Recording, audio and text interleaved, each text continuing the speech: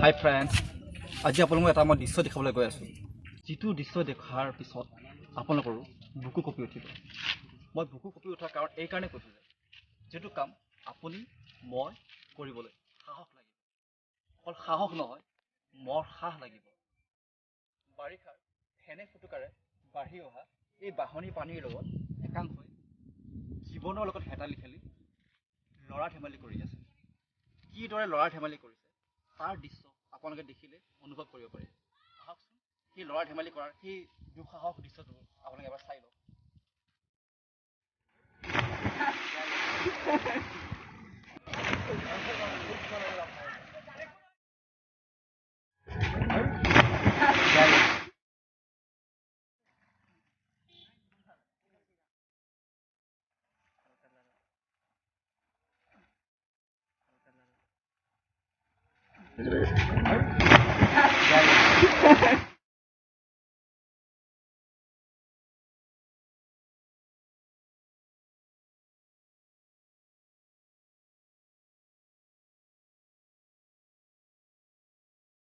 হয়, ইতিমধ্যে আপোনালোকে প্ৰত্যেকে সেই ভয়ংকৰ দৃশ্যটো প্ৰত্যক্ষ কৰিলে।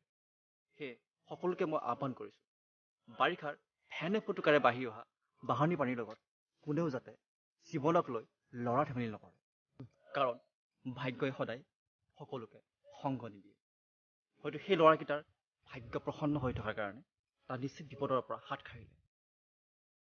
মই আকৌ কৈছোঁ, ভাগ্যই কেতিয়াও সকলোকে সংগ নিদিয়ে।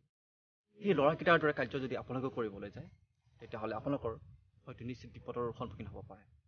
সেই সকলোকে আহ্বান জনাইছোঁ, কোনেও যাতে জীৱনক লৈ তেনেকুৱা ল'ৰা ধেমালি নকৰে। এয়াই মোৰ সকলোৰে আহ্বান।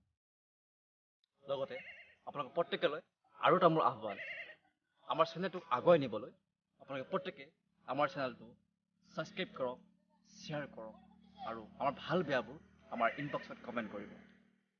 Love you all.